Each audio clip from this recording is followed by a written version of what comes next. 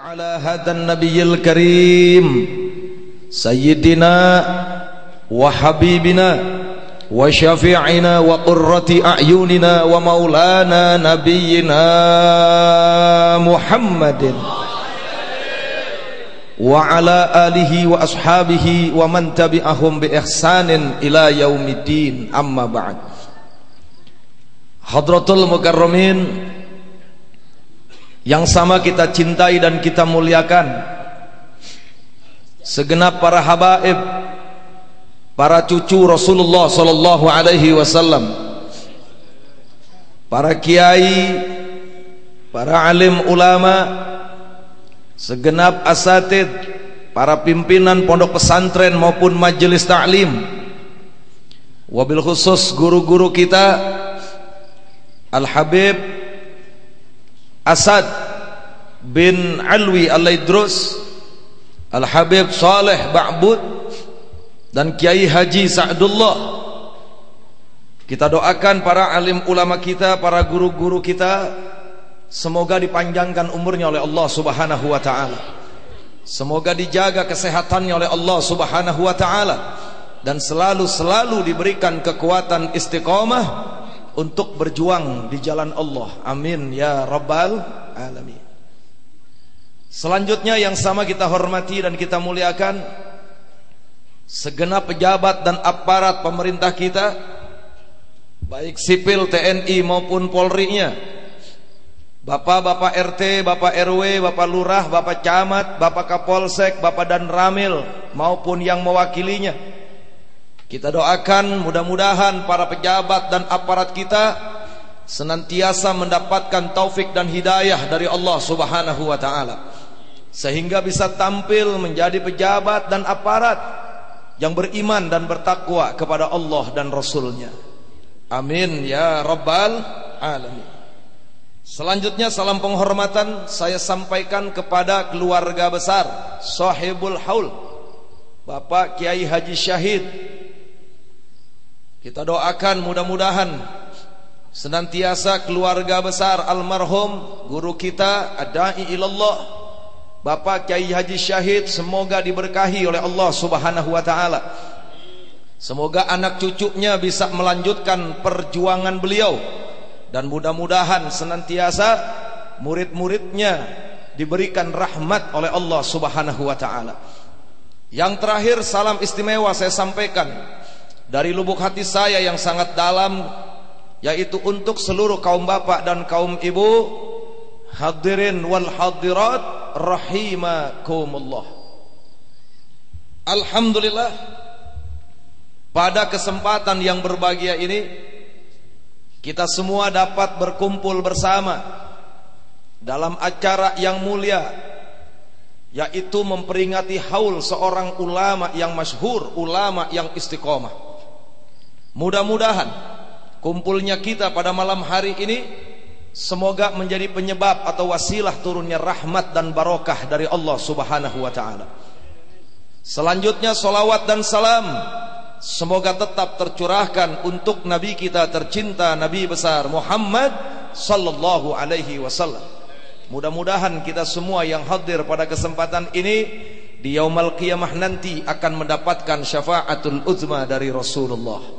Dan pada akhirnya mudah-mudahan kita semua dijadikan oleh Allah sebagai penghuni surganya. Amin ya rabbal alamin. Bapak Ibu yang saya cinta, mauidhah demi mauidhah telah sama kita dengarkan. Yang pertama telah disampaikan oleh guru kita Al-Habib Asad bin Alwi Al-Idrus. Lalu selanjutnya dibacakan manaqib Kiai Haji Syahid yang dibacakan oleh Habib Saleh Ba'bud, dan begitu pula tadi ceramah yang begitu menggelora dan semangat yang telah disampaikan oleh guru kita Kiai Haji Sa'dullah. Mudah-mudahan apa-apa yang telah disampaikan oleh beliau-beliau semoga menjadi bekal untuk kita semua dari dunia hingga akhirat. Bapak Ibu yang saya cinta, Pada saat ini kita bertepatan memasuki tahun baru Islam yang ke 1435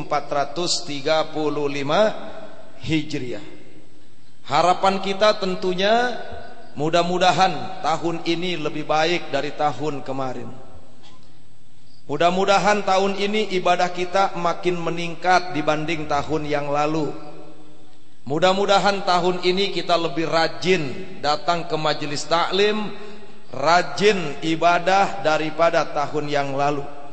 Dan mudah-mudahan rezeki kita senantiasa diberikan oleh Allah Subhanahu wa taala, rezeki yang banyak, rezeki yang halal, rezeki yang berkah, rezeki yang lebih baik daripada tahun yang lalu. Amin ya rabbal alamin. Bapak Ibu yang saya cinta, tadi telah disampaikan oleh guru kita Kiai Haji Sa'dullah tentang Front Pembela Islam. Saya selaku pengurus DPP Pusat memang tidak bisa menyalahkan masyarakat, karena masyarakat mengenal FPI itu dari media. Betul? Ngelihat FPI dari TV atau baca koran.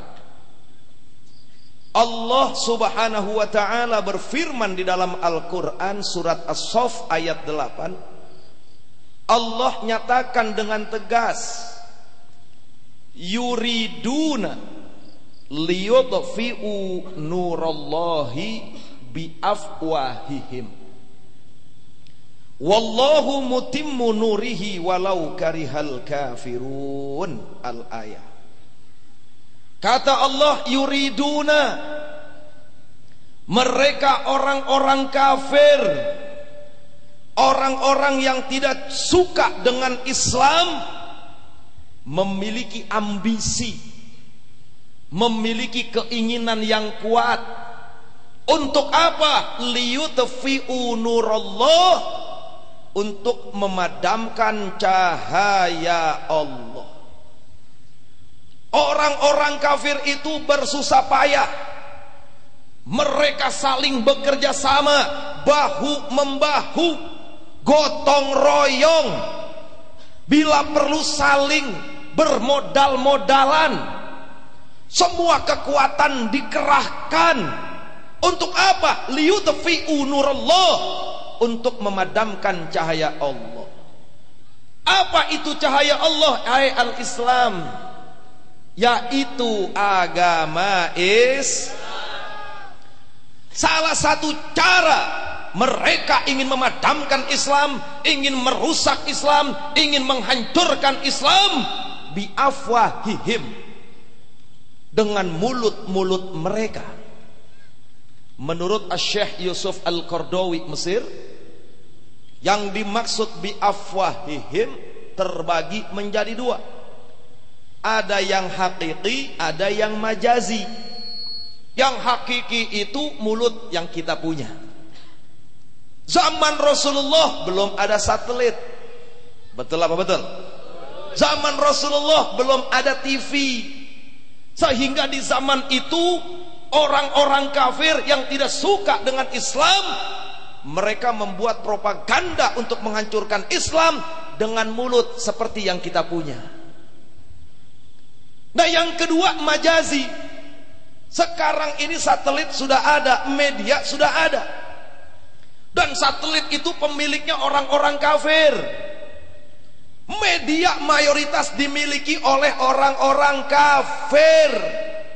Artinya saat ini orang-orang kafir yang tidak suka dengan Islam bahu membahu melalui media. Bagaimana caranya Islam rusak, saudara?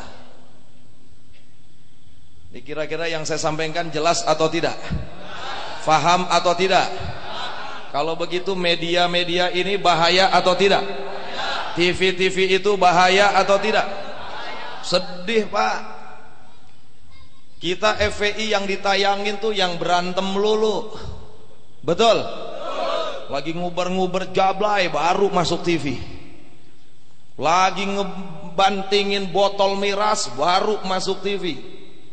lagi ngerusak tempat maksiat baru masuk TV. Peristiwa sebelumnya itu tidak pernah diberitakan. Nah, jauh sebelum saya menceritakan hal ini, tema ceramah saya pada malam hari ini adalah Medan Juang Islam. Judul ceramahnya Medan Juang Islam. Ada berapa medan juang Islam itu? Medan juang Islam atau medan perjuangan umat Islam itu terbagi menjadi 3. Menjadi berapa? Kurang kencang. Menjadi berapa? 3. Yang pertama dakwah.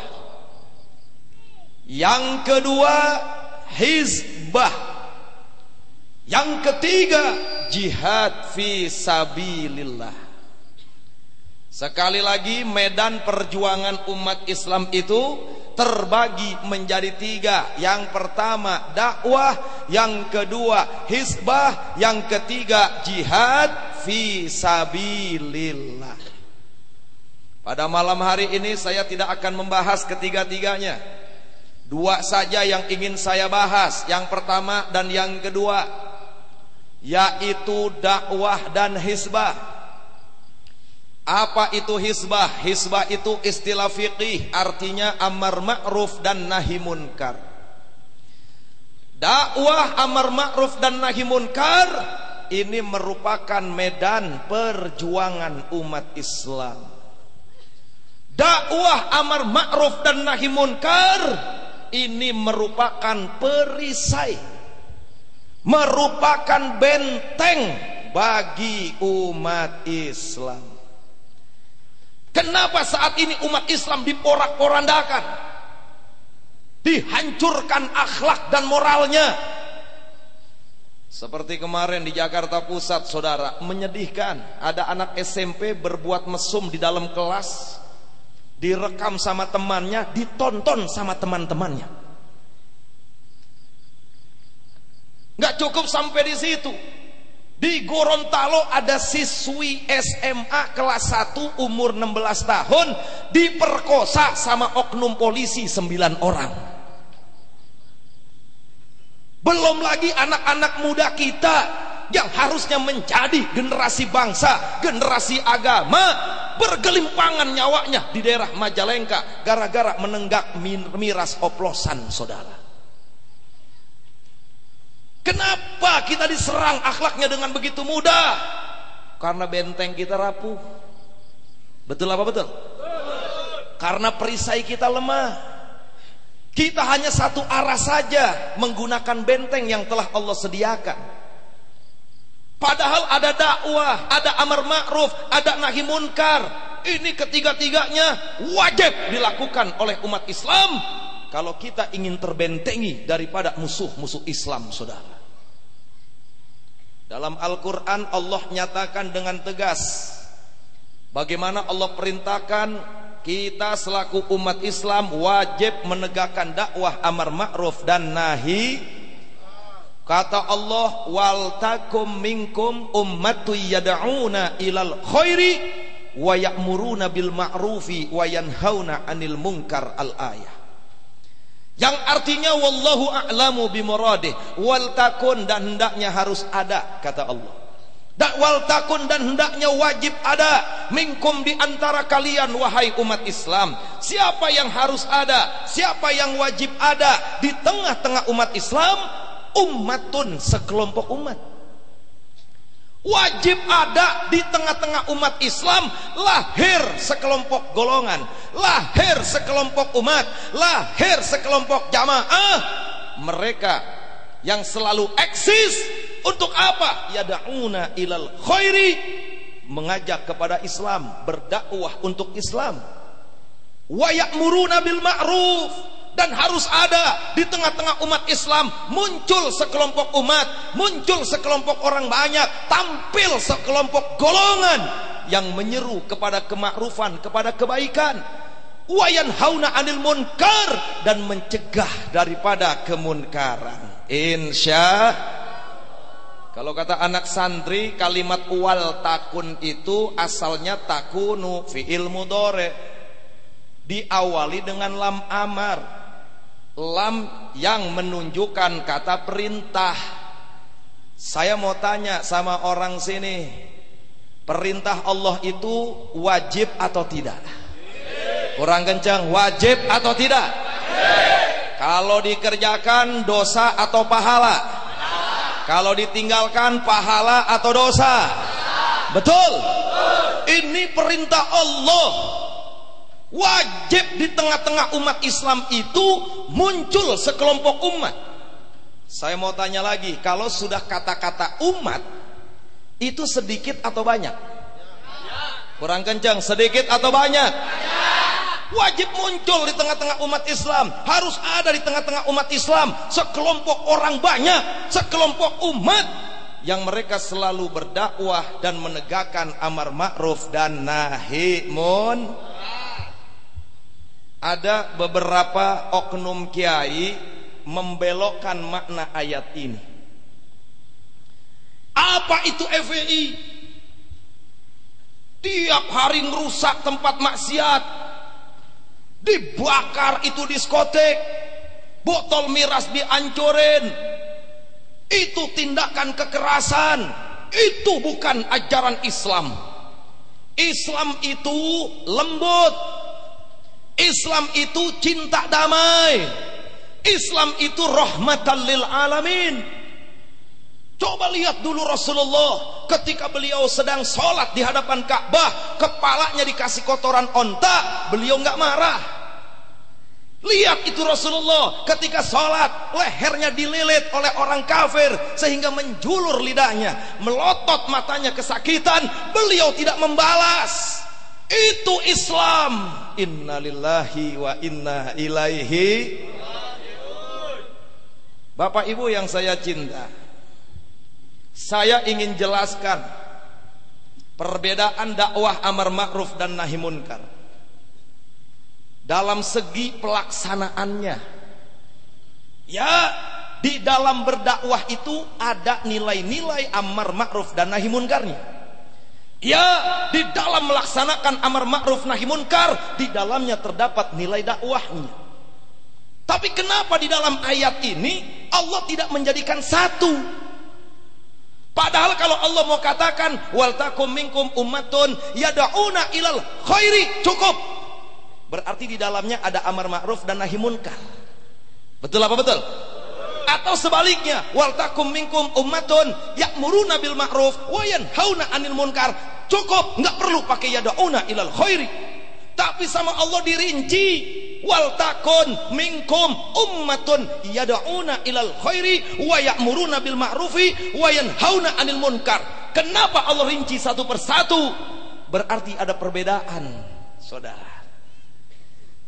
Di mana perbedaannya? Yang pertama, apa sih dakwah? Dan bagaimana cara melaksanakan dakwah? Dakwah itu Bapak Ibu asal kata dari da'a yad'u da'watan, fi'il amarnya ud'u, artinya mengajak. Dakwah artinya, kurang kencang, artinya. Lalu bagaimana cara berdakwah? Sesuai tuntunan Nabi kita tercinta, Nabi besar Muhammad sallallahu alaihi wasallam. Karena dakwah itu artinya mengajak, dakwah itu sifatnya mengajak, maka cara melaksanakan dakwah wajib lembut.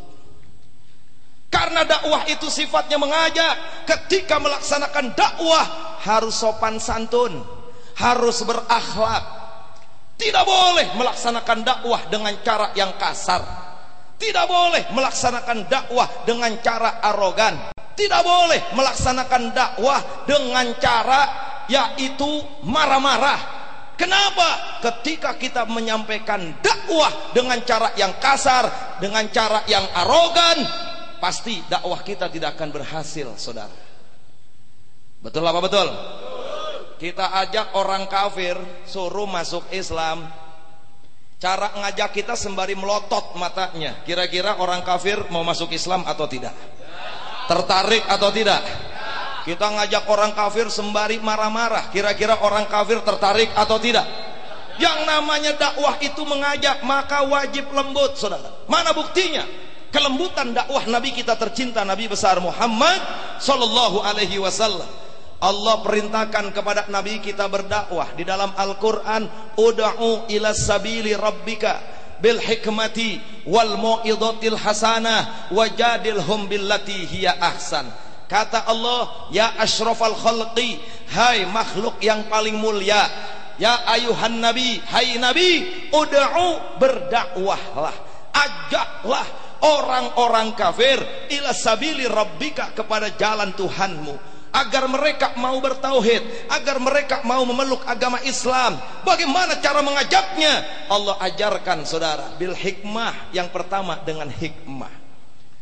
Apabila kau perlu menyampaikan ceramah di hadapan orang-orang kafir, sampaikan ceramah, wahai Muhammad, wal mau'izatil hasanah, dengan ceramah yang baik.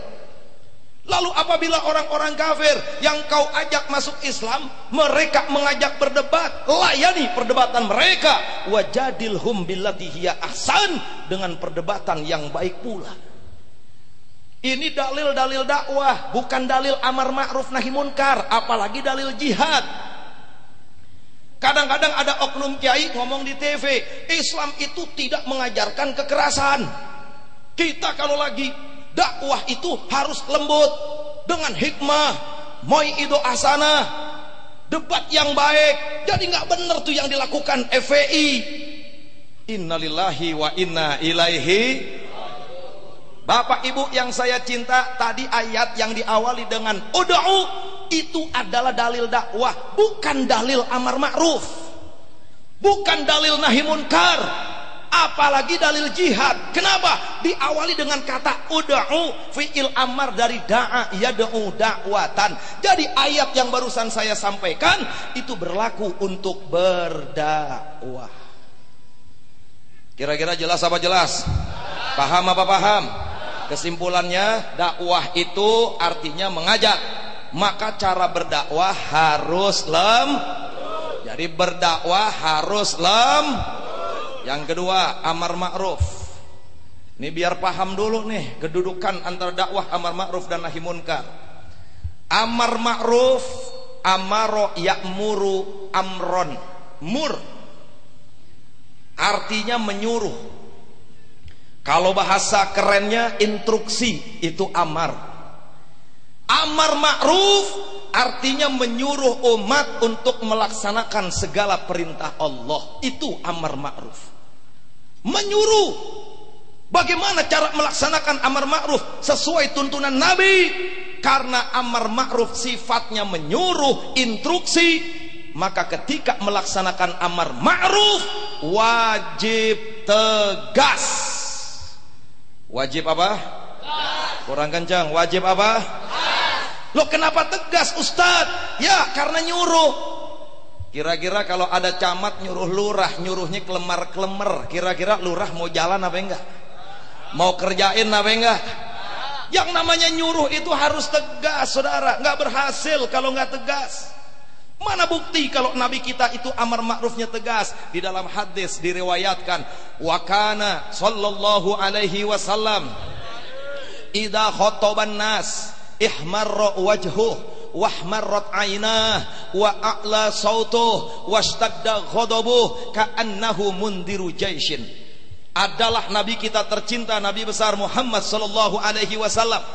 Beliau ketika berkhutbah, beliau ketika menyampaikan khutbah Jumat di hadapan umatnya, beliau ketika menyampaikan hukum-hukum Allah, perintah-perintah Allah, bagaimana perangai beliau? Ihmar wajhu, wajah beliau memerah, saudara. Wahmarat ainah, kedua mata beliau ikut memerah. Tidak cukup sampai di situ, wa a'la sautu, suara beliau lantang. Bahkan washtadda ghadabuh, terlihat wajahnya seperti orang yang sedang marah. Tidak cukup sampai di situ, ka'annahu mundiru jaishin. Nabi kita kalau lagi khutbah Jumat itu seperti panglima perang yang sedang menyiapkan barisan. Masya Allah. Ini amar ma'rufnya Nabi kita tercinta, Nabi besar Muhammad sallallahu alaihi wasallam. Kita punya Nabi kalau lagi khutbah, Pak, mukanya sampai merah, matanya sampai merah, suaranya kencang. Pantes kalau Nabi khutbah nggak ada yang ngantuk. Betul apa betul? Coba kalau kita yang khutbah ada yang netes, gua pikir nangis, nggak tuhnya ngeces, saudara. Innalillahi wa inna ilaihi. Saya mau tanya sama orang sini, pernah lihat TNI atau polisi baris berbaris nggak? Kalau lagi 17-an, pernah lihat nggak? Itu komandan upacaranya lembut apa tegas? Lembut apa tegas? Mana ada upacara TNI yang mimpin Jenderal Bintang 4 terus nyiapin barisan begini, Jenderal Bintang 4, ini pasukan ribuan di depannya. Wahai pasukan, siap gerak. Saya mau tanya, bubar nggak tuh pasukan, saudara? Berantakan nggak tuh pasukan? Kata pasukan, waduh, ini jenderal apa bencong? Betul apa betul? Yang namanya komandan upacara itu tegas, siap gerak, istirahat gerak. Ini analogi yang paling mudah. Begitulah ketika menginstruksikan umat, namanya amar ma'ruf. Makanya jangan kaget kalau dengar ceramah kayak Kiai Sa'dullah tadi barusan, ya semua dianggap modus kacangan semua. Betul apa betul? Beliau lagi amar ma'ruf, memang kudu begitu. Harus tegas ketika amar ma'ruf, saudara. Jelas? Paham? Jadi dakwah itu harus amar ma'ruf itu harus berarti antara dakwah dan amar ma'ruf cara pelaksanaannya sama atau beda? Dakwah itu lembut atau tegas? Amar ma'ruf tegas atau lembut? Alhamdulillah. Terakhir yang ketiga, nahi munkar. Apa dan bagaimana itu nahi munkar? Nahi artinya mencegah, munkar artinya kemunkaran. Bagaimana cara melaksanakan nahi munkar sesuai tuntunan Nabi? Saudara, karena yang dihadapi kemunkaran, yang dihadapi setan, baik minal jinnati wan nas, yang dihadapi iblis, yang dihadapi setan, yang dihadapi kemunkaran. Maka ketika mencegah kemunkaran wajib keras. Wajib apa? Kurang kencang. Wajib apa? Ustadz, apa ada dalilnya bahwa Rasulullah dulu ketika memberantas kemunkaran itu keras? Saudara, kita punya Nabi pernah membakar masjid. Pernah bakar apa? Pernah bakar apa? Andai kata di zaman itu ada sarang dongdot, dibakar, saudara. Betul apa betul? Kebetulan zaman itu nggak ada sarang jablay. Masjid Diror dibakar. Coba lihat dalam Al-Quran surat At-Taubah ayat 107, 108. Anda bisa lihat dalam tafsir Ibnu Katsir, asbabun nuzulnya lengkap di sana. Suatu ketika ada orang-orang dari pinggiran kota Madinah datang ke Nabi. Lalu mereka minta izin kepada Nabi, minta restu. Kata Nabi, kalian kemari minta restu untuk apa? Kami mau bangun masjid ya Rasulullah. Apa kata Nabi? Bukankah sudah ada masjid di sana? Masjid Kuba. Kenapa kamu mau bangun masjid lagi? Apa jawaban mereka? Wahai Rasul, kalau musim dingin, orang-orang jompo, orang-orang tua nggak ada yang sanggup berjamaah. Karena letaknya cukup jauh kampung kami ke Masjid Kuba. Karena masuk akal, Nabi izinin, silakan kau bangun masjid. Tapi ingat, nanti kalau masjid udah jadi buat sholat ya, buat ibadah ya, siap wahai Rasul. Ulang nih mereka, saudara. Bangun tuh masjid. Begitu masjid selesai dibangun, mereka datang lagi ke Nabi. Untuk apa? Melaporkan kalau masjidnya sudah selesai dibangun. Dan beliau mengajak Rasulullah untuk meresmikan masjid tersebut dengan cara sholat berjamaah. Rasulullah jadi imamnya. Kebetulan begitu datang yang kedua kali, kita punya Nabi udah siap-siap. Mau kemana? Mau pergi ke Tabuk, ada urusan. Beliau katakan, inna ala safarin, kami mau pergi. Idza roja'na insyaallah, nanti kalau pulang insyaallah saya datang ke masjid yang kalian bangun. Lalu apa yang terjadi? Nabi nggak jadi datang ke masjid tapi ke Tabuk. Nih orang pulang ke kampungnya, saudara. Selesai dari Tabuk, Nabi pulang ke Madinah. Di tengah jalan Nabi mengajak 2 sahabat untuk menemani beliau mendatangi masjid yang baru dibangun. Begitu lagi jalan, datang tamu agung, tamu mulia, yaitu malaikat Jibril alaihissalam. Apa kata malaikat Jibril? Wahai Rasulullah, la taqum fihi abada. Allah menyampaikan wahyu kepadamu, la taqum fihi abada. Jangan kau sholat di dalam masjid itu abada, selama-lamanya. Masya Allah. Nabi udah ngerestuin bikin masjid, begitu mau sholat dilarang sama Allah. Larangannya nggak tanggung-tanggung, abada, selama-lamanya. Kenapa Nabi dilarang? Ternyata yang datang ke Nabi itu orang-orang munafik. Dulu pendeta mereka masuk Islam terpaksa, jadi ada dendam di hatinya. Mereka membangun masjid itu ternyata bukan untuk sholat. Untuk apa? Mereka mau gunakan masjid itu tafriqon bainal mu'minin, untuk memecah belah umat Islam, untuk melemahkan perjuangan umat Islam, membuat propaganda terhadap umat Islam. Begitu Nabi dengar keterangan dari malaikat Jibril bahwa itu masjid dibangun untuk merusak umat, ini sebuah kemunkaran, kata Nabi.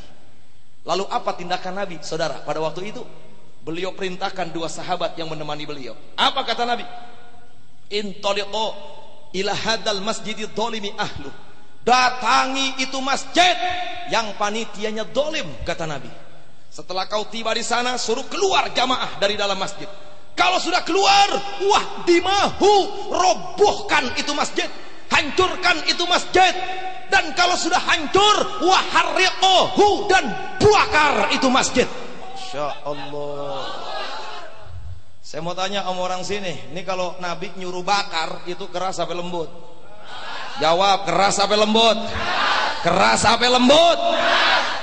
Ada yang tanya, Ustadz, kenapa kok masjid dibakar sama Nabi? Nggak ada urusan. Biar kata masjid, nama yang indah buat ibadah. Kalau di dalamnya ada sesuatu yang merusak, berbahaya buat umat, dihancurin sama Nabi, dibakar sama Nabi. Nabi nggak mau umatnya rusak. Saya mau tanya, kira-kira sarang jabla itu merusak nggak? Kurang kenceng, jangan-jangan banyak yang langganan nih. Merusak nggak? Pabrik miras merusak tidak? Sarang narkoba, sarang maksiat, sarang aliran sesat, sarang pemurtadan. Betul? Saya mau tanya, jawab yang kompak. Siap? Siap? Dulu di zaman Nabi ada masjid. Ada apa? Dulu di zaman Nabi ada masjid. Di dalamnya ada sesuatu yang bisa merusak umat, dibakar sama Nabi.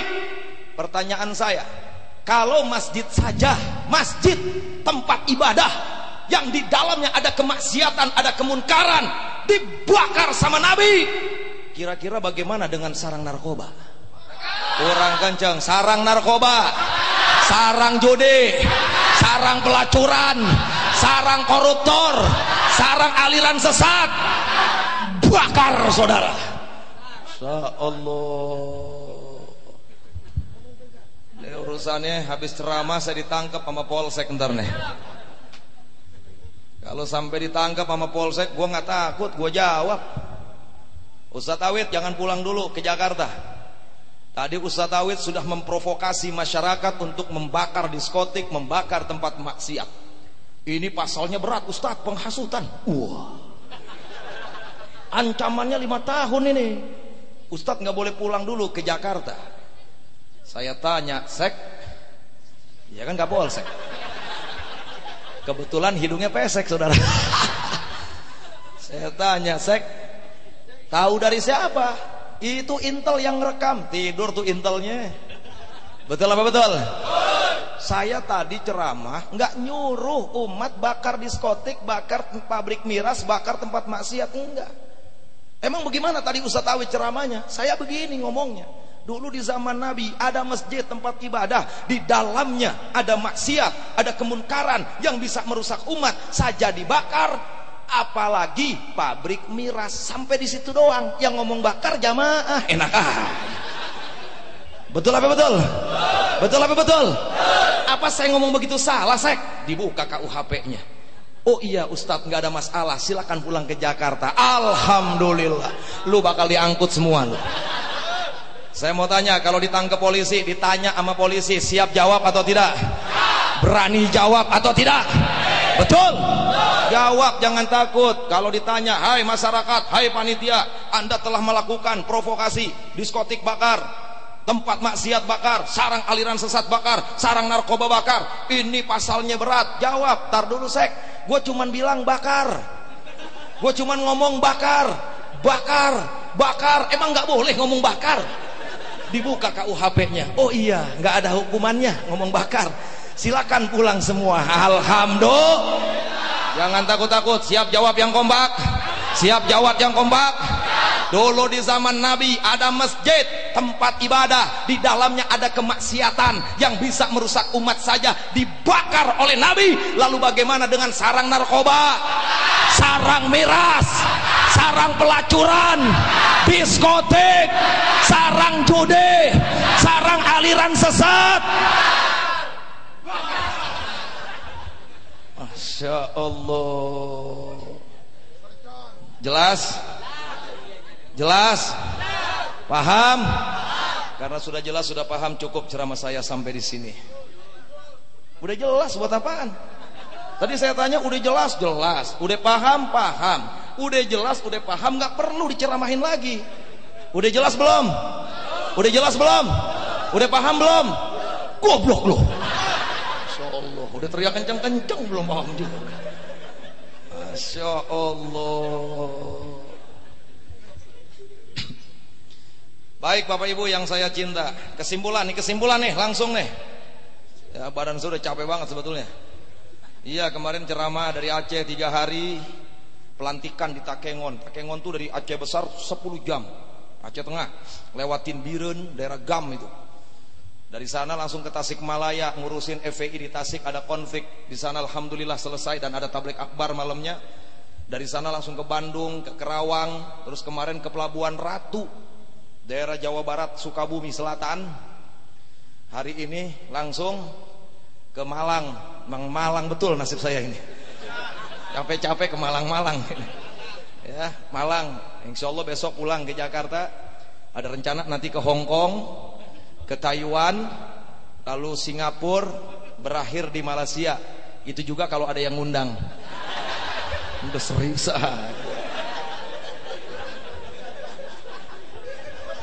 udah tegang aja loh.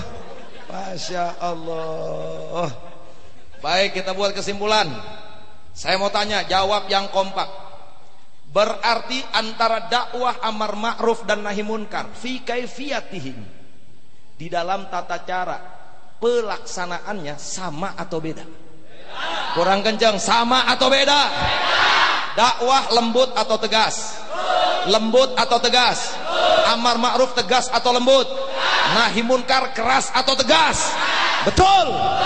Alhamdulillahirabbil.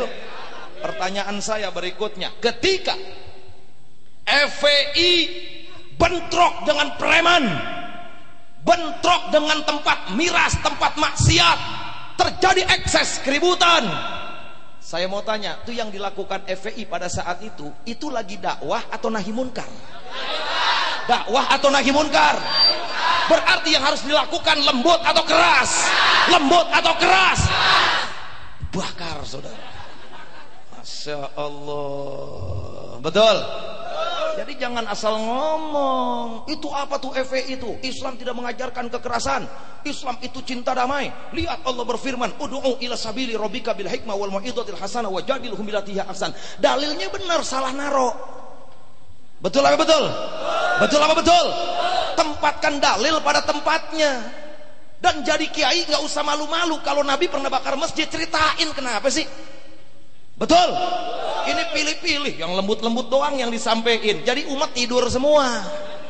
Innalillahi wa inna ilaihi. Bapak Ibu yang saya cinta, jadi di tengah-tengah kita umat Islam nih harus ada yang berdakwah. harus ada pesantren, harus ada majelis taklim, harus ada majelis sholawat, majelis zikir. Itu rangkaian dakwah namanya. Ada nggak kira-kira baca maulid sembari berantem? Ada nggak begitu? Nggak ada kan? Dakwah emang kudu begitu. Ada kiai baca kitab sorogan Al-Iqna yang dia baca sembari ngelemparin bangku ke muridnya begitu. Ada nggak kira-kira? Dakwah lembut.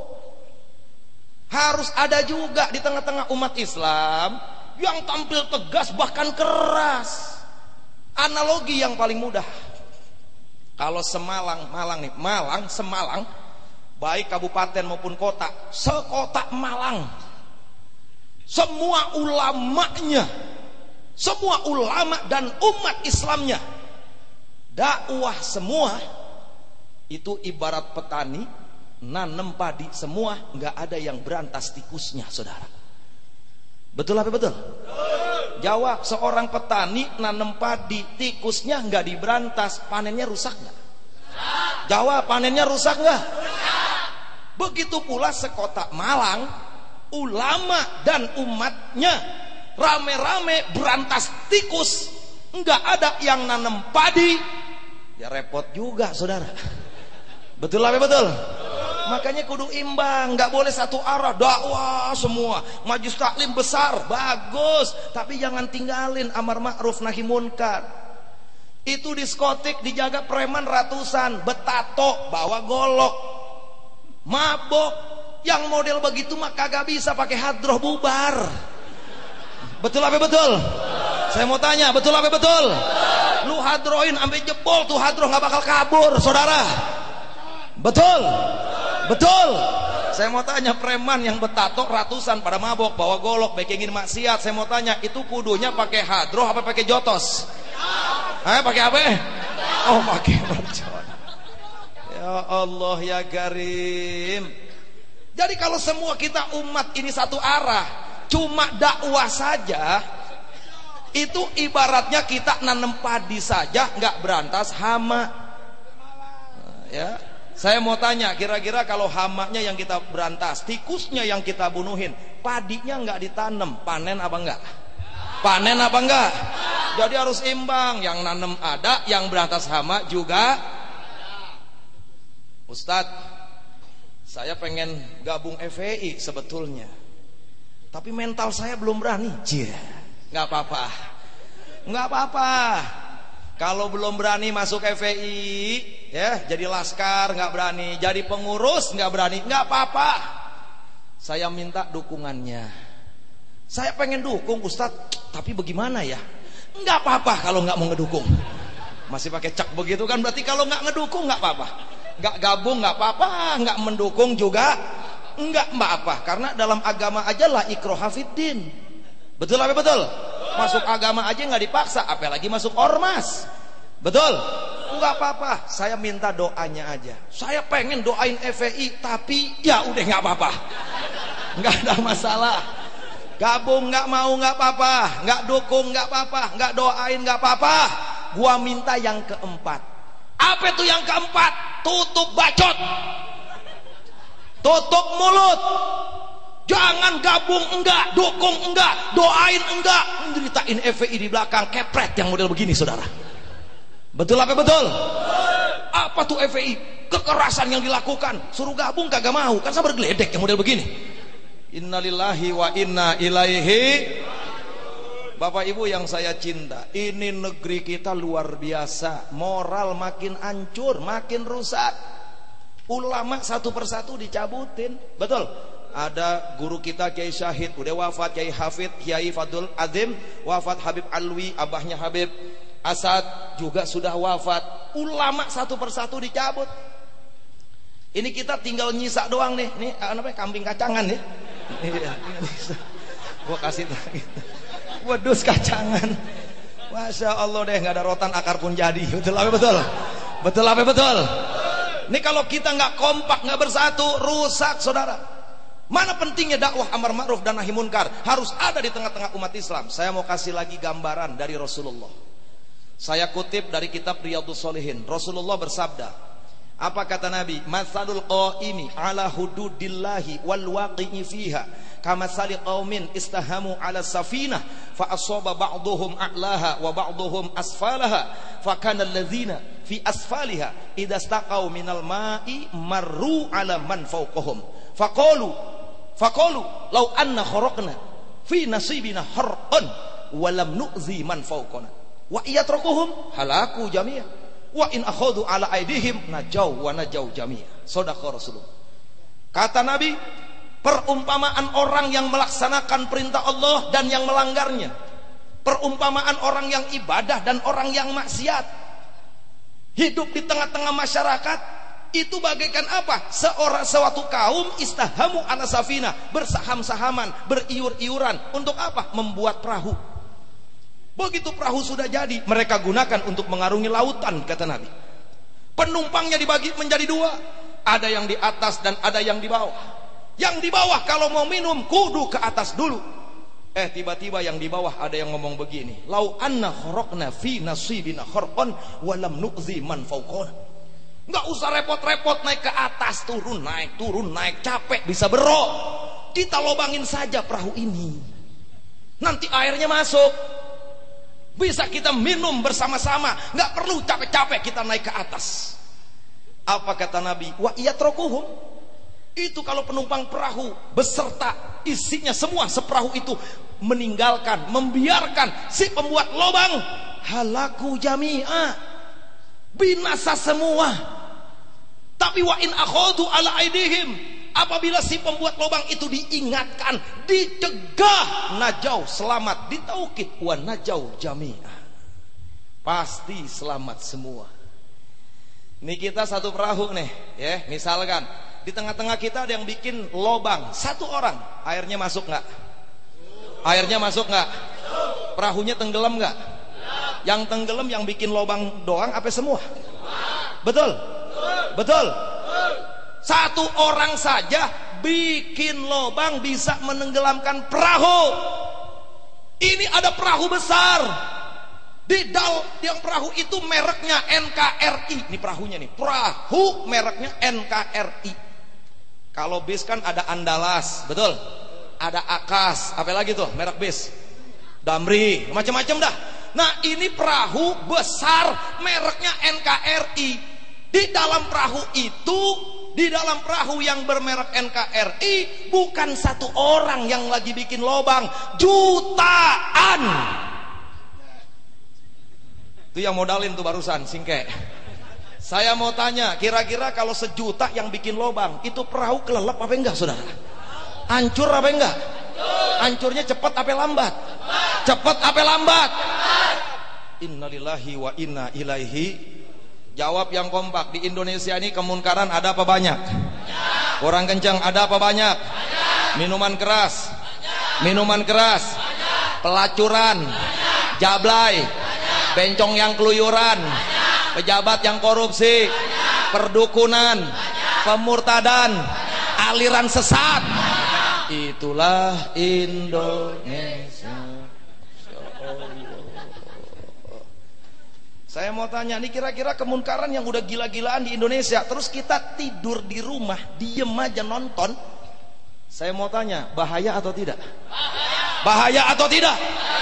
Hai umat Islam, dengar baik-baik. Allah berfirman di dalam Al-Quran. Apa kata Allah? Qul ja'al haqqu wa zahuqul batil innal batila kana zahuqu. Kata Allah, ya Muhammad, qul, katakan, ja'al haq, datangkan dulu yang hak, wa zahuqul batil, pasti yang batil itu akan sirna. Innal batila kana zahuqu, sesungguhnya kebatilan itu pasti sirna. Ini ayat kadang-kadang dicontek cuman belakangnya doang. Innal batila kana zahuqu. Enggak usah kita berjuang, udah ngaji aja di rumah udah. Enggak usah kita turun demo, enggak usah kita menentang ini, enggak usah kita protes ke tempat maksiat. Innal batila kana zahuqu, karena kebatilan itu pasti sirna. Ini korupsi dalil, saudara. Betul apa betul? Betul apa betul? Baca yang lengkap, lihat di awal ayat ini. Ja'al haq, datangkan dulu yang hak. Wa zahuqul batil, pasti yang batil akan kalah. Dan Allah jamin sesungguhnya kebatilan itu mudah dikalahkan, saudara. Syaratnya datang dulu yang hak. Saudara, Nabi Musa menghadapi Fir'aun, saya mau tanya, beliau berjuang atau diam? Menghadapi Fir'aun berjuang atau diam? Beliau menghadapi Fir'aun kagak tidur, saudara. Nggak nonton TV, nonton sinetron, kagak. Beliau menghadapi Fir'aun sampai dikejar-kejar, sampai terpojok di Lautan Merah. Tapi karena beliau mendatangkan yang hak, Allah janji dihancurkan itu Fir'aun, saudara. Nabi Ibrahim menghadapi Namrud. Saya mau tanya, Nabi Ibrahim tidur apa bergerak? Tidur apa berjuang? Nabi Ibrahim nggak tidur, saudara. Beliau berjuang menghadapi kemunkaran yang dilakukan oleh Namrud, menghadapi kedoliman yang dilakukan oleh Namrud. Bahkan hebatnya Nabi Ibrahim, sendirian berani hantam patung yang besar. Sendirian. Berapa orang? Sendirian. Masa orang Malang 1000 kiai nggak berani ngebakar diskotik satu? Betul apa betul? Betul apa betul? Kalah sama Nabi Ibrahim. Nabi Ibrahim sendirian ngancurin berhala yang tinggi, berhala yang besar. Nabi Ibrahim nggak berhenti, nggak diem, saudara. Beliau bergerak. Begitu pula Rasulullah, Nabi kita tercinta, Nabi besar Muhammad. Beliau tidak diam di rumah. Buktinya peristiwa hijrah, beliau korbankan darah, beliau korbankan harta, beliau korbankan nyawa. Ada seorang wanita gara-gara mau hijrah dilarang, dibunuh, maaf, kemaluannya ditusuk sampai ke punggung keluar, saudara. Apa beliau tidur di rumah? Tidak. Rasulullah tidak tidur di rumah. Rasulullah tidak diam di rumah. Beliau hijrah sampai akhirnya beliau berjihad, saudara. Insya Allah. Gak boleh umat Islam diam. Umat Islam diam begini nih, dikadalin sama Cina melulu.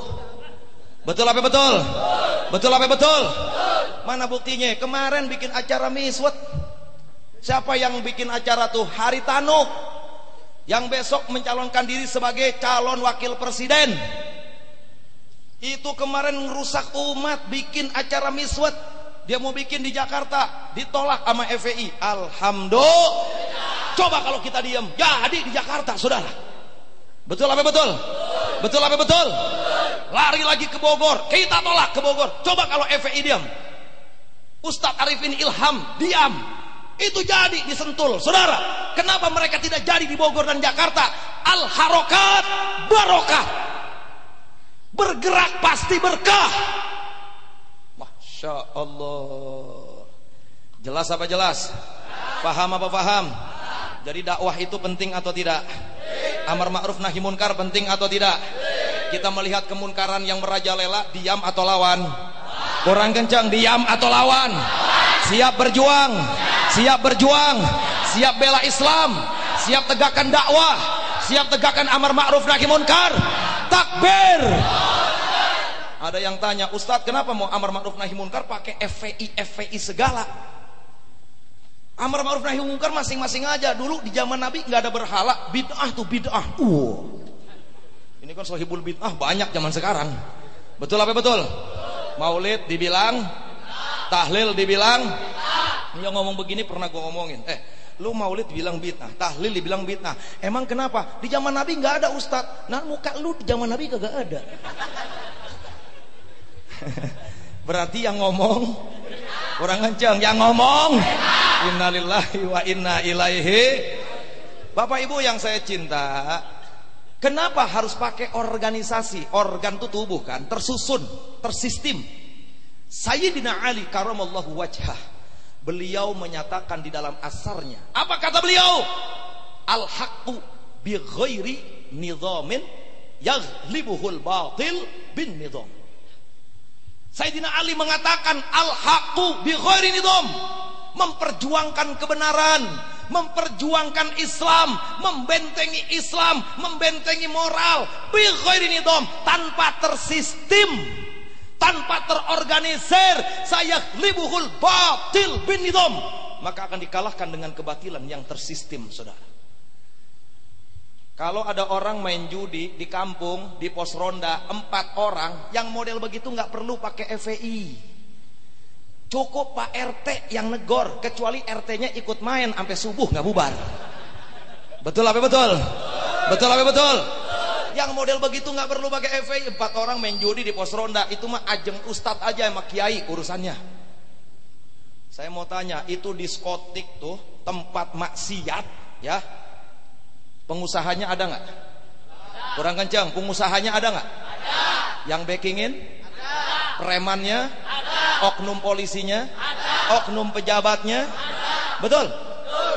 Ini namanya terorganisir. Kita ngadepin tempat maksiat yang ada pengusahanya, ada backingnya, terus sendirian datang ke diskotik ngadepin 1000 preman. Bang tolong dong bang bubar. Bonyok akhir-akhir saudara. Bonyok apa enggak saudara? Innalillahi wa inna ilaihi. Nggak bisa saudara ngadepin kemunkaran yang model begitu. Kolektif kalau bahasa kerennya tuh ya, terorganisir. Ada pengusaha, ada oknum pejabat yang backingi, oknum aparat. Gara-gara makan duit apa tadi? Duitnya siapa? Singkeh ya, duitnya siapa? Ini yang model begini nggak bisa dihadapi sendirian, harus tersistem. Makanya dibentuklah FPI. Tujuannya apa? Biar terarah. Makanya di FPI itu wajib melakukan prosedur. Kalau ada tempat maksiat membuat masyarakat resah, lapor ke RT. Ini nih prosedurnya FPI. Jangan, nggak boleh main hantam dulu, nggak boleh main bakar dulu saudara. Datengin RT-nya. Kalau RT-nya budak, datang ke RW. Datang ke RW, ternyata RW-nya budak juga. Datang ke lurah, ternyata lurahnya budak juga. Datang ke camat, nggak taunya camatnya budak juga. Datang ke polisi, polisinya budak juga. Kemana lagi loh? Masya Allah saudara, FPI itu pakai prosedur. Tidak seperti yang digembar-gemborkan, main bakar enggak. Prosedur 6 bulan baru rapi, 3 bulan baru beres. Saya mau tanya, pada saat FPI datang ke RT, RW, lurah, camat, sampai ke tingkat yang paling tinggi, ada nggak pemberitaannya di TV? Ada nggak pemberitaannya di TV? Tapi begitu lagi ngerusak, ada nggak di TV? Kalau begitu media dolim atau tidak? Dolim atau tidak? Adil atau tidak? Innalillahi wa inna ilaihi. Nah oleh karenanya Bapak Ibu yang saya cinta, PR apalagi yang dihadapi oleh umat Islam? Nanti Habib Novel Bamukmin yang akan menjelaskan kepada kita semua, yaitu banyaknya aliran-aliran sesat di negeri ini saudara. Satu saja ingin saya singgung, aliran sesat yang sedang dihadapi oleh umat Islam, diwakili oleh FPI. Aspirasinya sebetulnya umat Islam semua yang bekerja dan berdoa. Kita cuma nidhamnya aja kira-kira begitu, yaitu kurang kencang, Ahmadiyah itu Pak Bu aliran sesat. Ahmadiyah itu bukan saudaranya Muhammadiyah, mentang-mentang ada iyah-iyahnya. Ya ada ya mansub kalau kata Alfiyah. Enggak. Ahmadiyah ini sesat. Di mana kesesatannya? Singkat saja 2. Yang pertama, dia punya nabi lagi setelah Nabi Muhammad, namanya Mirza Ghulam Ahmad dari India. Saya mau tanya sama masyarakat yang ada di sini, ini akidah. Jawab yang kompak. Ini ibu-ibu nih, saya mau tanya dulu, Bu, masih hidup? Alhamdulillah. Di kampung saya ditanya nggak nyaut tapi matanya melotot ikan bandeng gitu. Bu, alhamdulillah. Saya mau tanya, jawab semua kompak. Setelah Nabi Muhammad ada nabi lagi atau tidak? Setelah Nabi Muhammad ada rasul lagi atau tidak? Yakin? Mantap. Kalau ada orang ngaku Islam, dia punya nabi baru setelah Nabi Muhammad, Islam atau bukan? Islam atau kafir? Islam atau sesat? Dibiarkan atau dilawan? Dibiarkan atau diperangi? Takbir. Ahmadiyah punya nabi lagi setelah Nabi Muhammad dari India, namanya Mirza Ghulam. Ini gara-gara Ahmadiyah nggak dibubarin, muncul nabi-nabi palsu di Indonesia. 5 orang udah ditangkap sama FPI. FPI nggak tanggung-tanggung, nangkep nabi.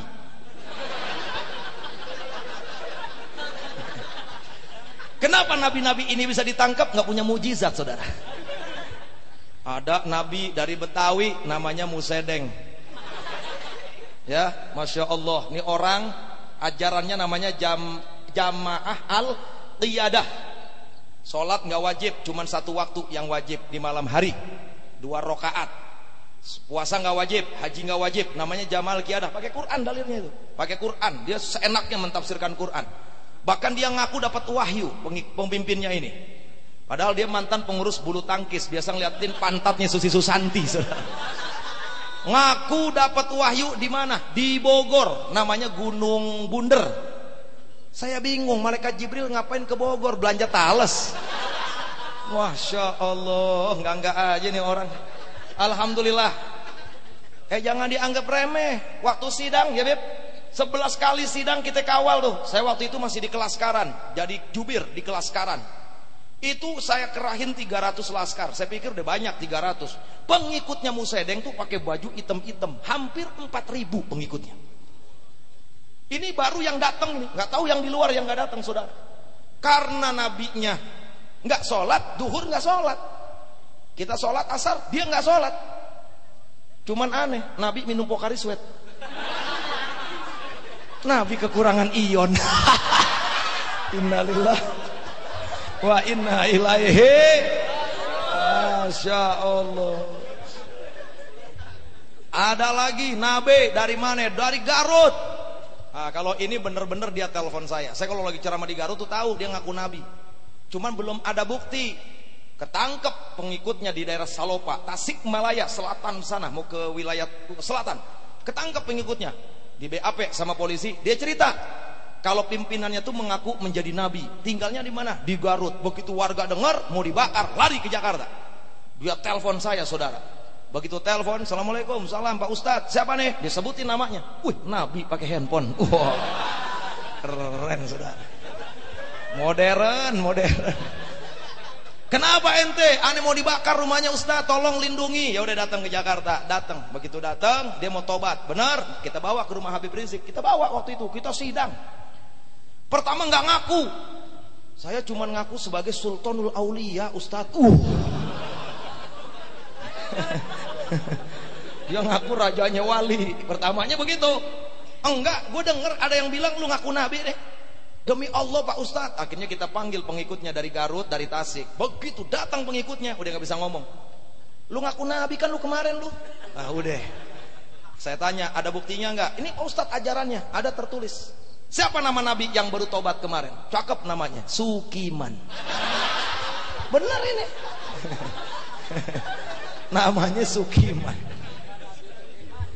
Saya lihat tulisan ajarannya dia nih, Masya Allah. Di situ tertulis Beb, bahwa Sukiman yang ngaku nabi ini lahir dari potongan gigi Rasulullah. Kan penasaran, gua tanya, emang kenapa bisa begitu? Dulu Nabi perang Uhud, Ustadz. Iya benar, sejarah ada tuh, jatuh, benar itu. Ada siroh, di siroh ada itu. Terus giginya patah, tepat itu di sirohnya ada. Tapi potongan gigi Nabi kemana nggak ada kejelasan. Ini ente lebay.com ini. Kata Sukiman potongan gigi Nabi dibawa sama malaikat Jibril, diumpetin. Begitu ibunya Sukiman hamil, dimasukin ke rahimnya, jebrot lahir Sukiman. Gue yakin bukan gigi Nabi, gigi boneng, saudara.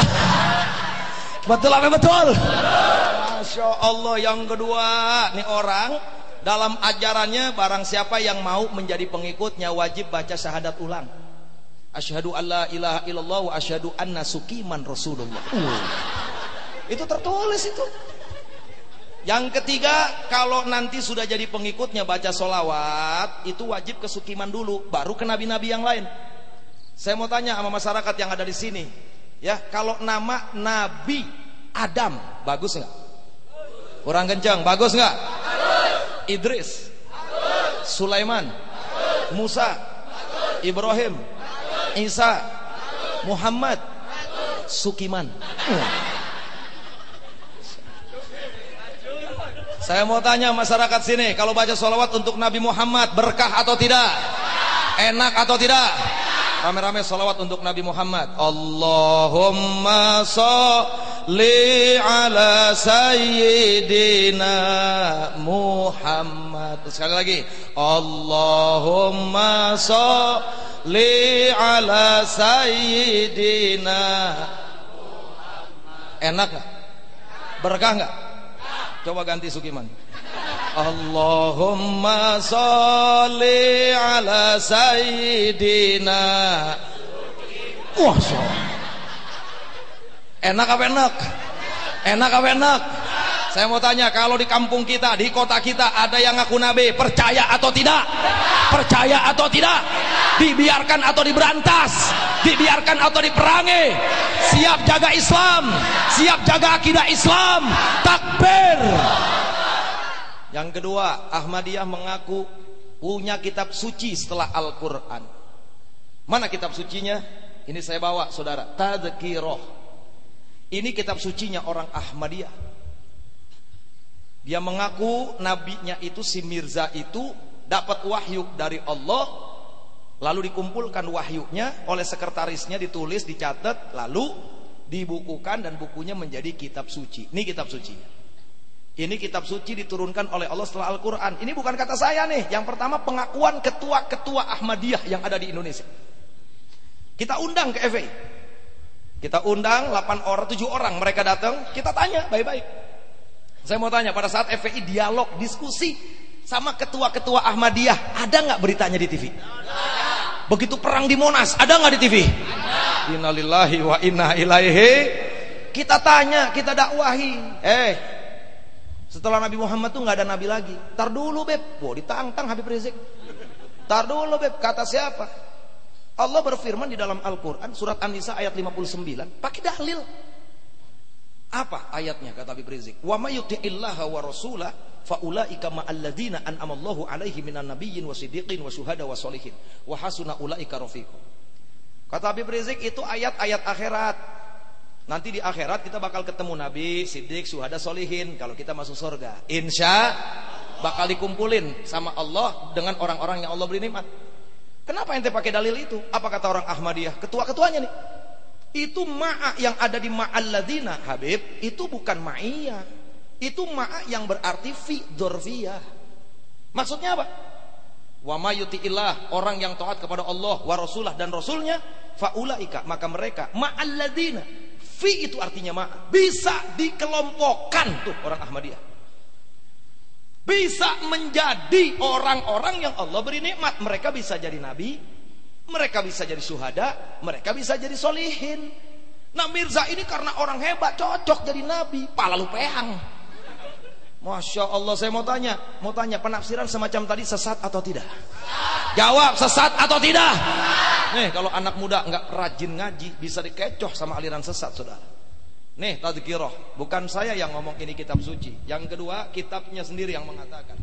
Halaman pertama, saya stabilo warna hijau. Tadhkirah nama kitabnya, yaitu wahyun, merupakan wahyu muqaddas yang suci.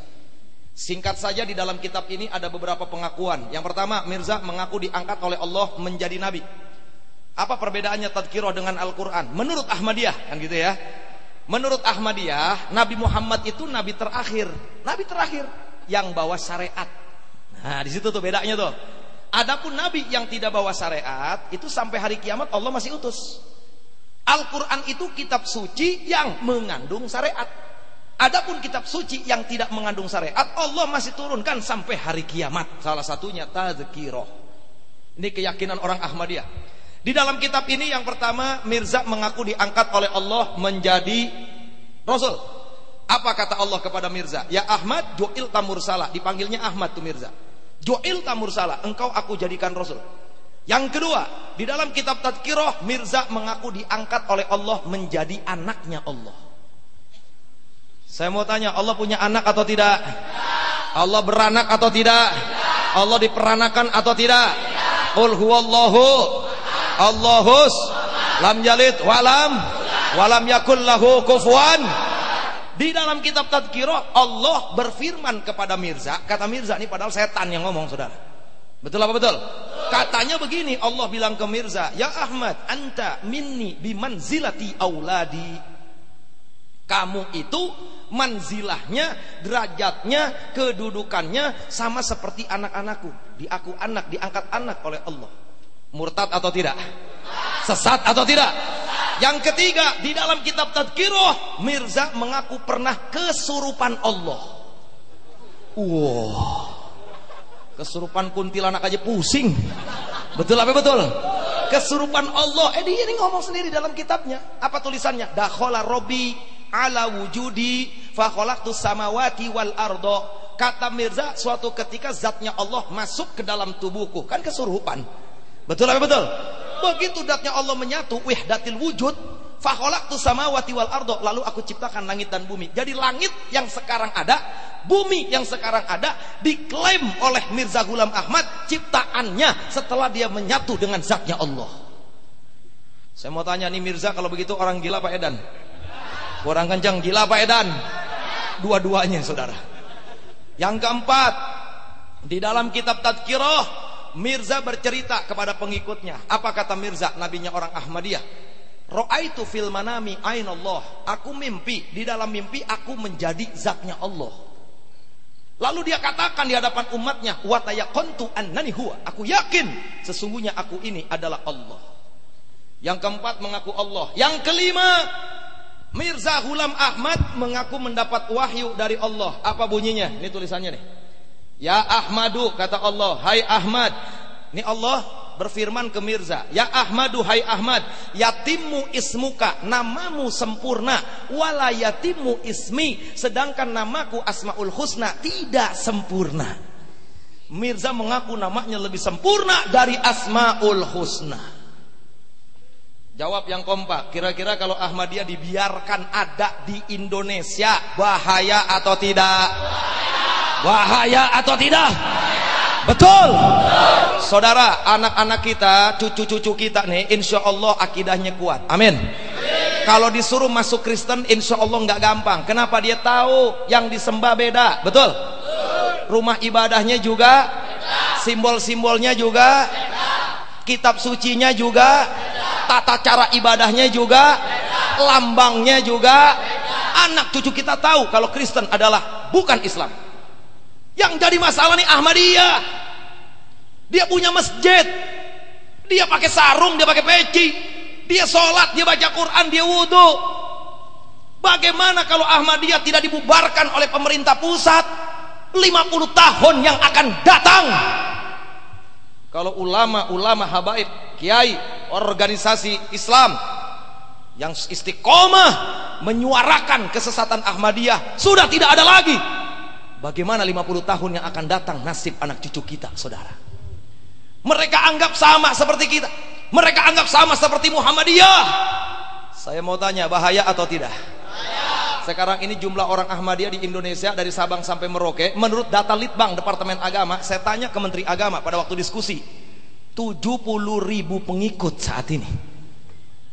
Bayangkan kalau 50 tahun yang akan datang. Saya mau tanya, kira-kira di daerah sini ada Ahmadiyah nggak? Jawab, ada Ahmadiyah nggak? Kalau di Malang ada Ahmadiyah, siap kita bakar. Kurang kencang, siap kita bakar. Takbir. Jangan takut saudara, tuh preman buat jalan Allah berani mati. Kenapa kita di jalan Allah nggak berani mati? Betul? Preman mabok di jalan siapa? Kurang kencang, di jalan siapa? Berani mati tuh preman. Itu preman ngerampok di jalan siapa? Berani mati. Kenapa kita di jalan Allah nggak berani mati? Betul apa betul? Siap berjuang, siap bela Islam. Takbir. Bapak Ibu yang saya cinta, itulah Ahmadiyah. Nah, oleh karenanya kami dari FPI khususnya terus istiqomah menyuarakan pembubaran Ahmadiyah. Hanya saja presiden yang sekarang SBY nggak bakal berani keluarin kepres, menang gede doang tuh SBY, saudara. Kita berharap mudah-mudahan di 2014 nanti kita bisa mendapatkan presiden yang berani bubarin Ahmadiyah. Amin. Amin. Kira-kira kalau Habib Rizik jadi presiden setuju atau tidak? Kurang kencang, setuju atau tidak? Kalau Habib Rizik jadi presiden, jadi Sa'dullah jadi menteri urusan peranan wanita. Jangan. Habib Asad insya Allah jadi menteri keuangan. Ya, bikin maulid gratis terus. Insya. Ini saja yang dapat sampaikan. Terima kasih atas segala perhatiannya. Hadani Allah wa iyyakum ajmain. Wassalamualaikum warahmatullahi wabarakatuh.